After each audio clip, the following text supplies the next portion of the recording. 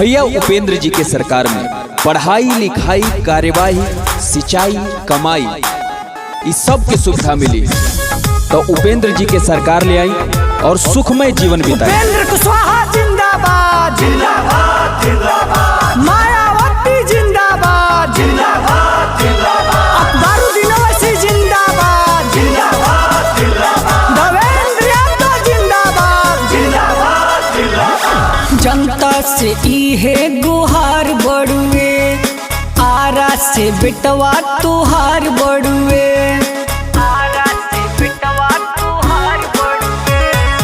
जनता से इहे गुहार बड़ुए, आरा से बेटवा तुहार बड़ुए। हाथ जोड़ी के कहीं दीदी भैया से हो, हाथ जोड़ी के कहीं दीदी भैया से हो, अब के दीना जिताई प्रवीण भैया के हो, अब के विजयी बनाई प्रवीण भैया के हो। पंखा छाप जिंदाबाद जिंदाबाद जिंदाबाद, बिहार की जनता जिंदाबाद जिंदाबाद जिंदाबाद, लोजपा पार्टी जिंदाबाद जिंदाबाद।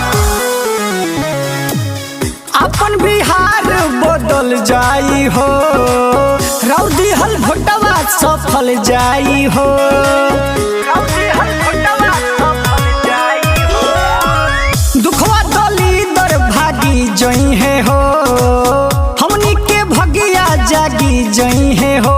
एगो मौका दे दी सेवकैया के हो, एगो मौका दे दी सेवकैया के हो, अब के दीना जिताई प्रवीण भैया के हो, अब के विजयी बनाई प्रवीण भैया के हो, प्रवीण भैया के हो, प्रवीण भैया के हो।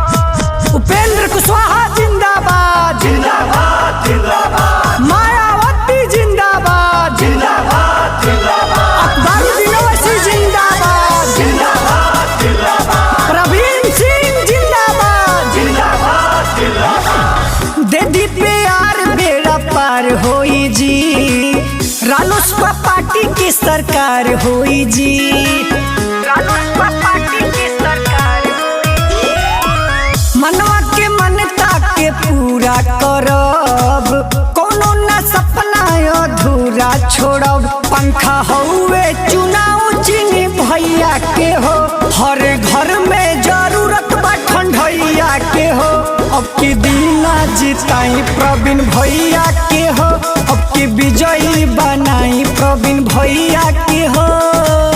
2 नंबर पे पंखा छाप याद रखो।